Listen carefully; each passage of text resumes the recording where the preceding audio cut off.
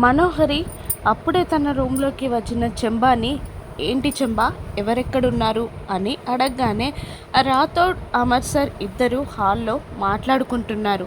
పిల్లలు రూమ్లో రెడీ అవుతున్నారు. బాగి బట్టలు ఆరేస్తుంది పైన. అయినా ఎందుకు, ఎవరేం చేస్తున్నారు, ఎక్కడున్నారని అడిగావు అని చెంబ మనోహరిని అడుగుతుండగా బాగిని చంపడానికి అని అనగానే చెంబ షాక్ అవుతుంది.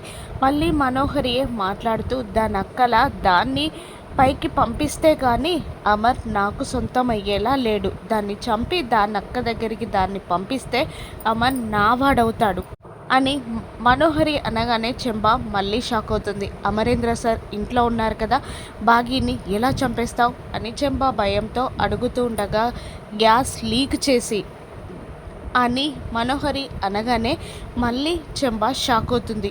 మనోహరి తన ప్లాన్ ప్రకారం వెళ్ళి చాక్తో ఆ గ్యాస్ పైప్ని కోసేస్తుంది.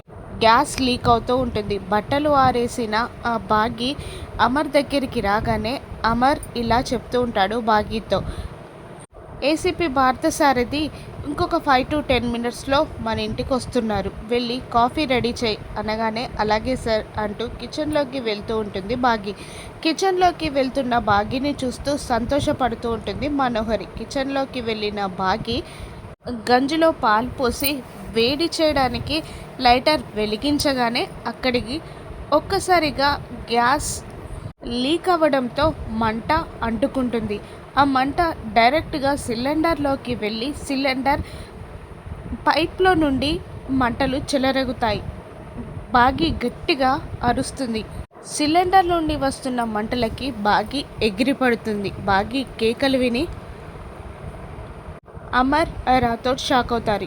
మనోహరి సంతోషపడుతుంది. సిలిండర్ పేలిన మంటలతో బాగి బ్రతుకుతుందా, బాగికి ఏదైనా ప్రమాదం జరుగుతుందా, బాగి ఫేస్ కాలిపోతుందా, బాగిని ఈ ప్రమాదం నుండి అమర్ కాపాడగలడా? రానున్న ఎపిసోడ్స్లో చూద్దాం. Thank you for watching.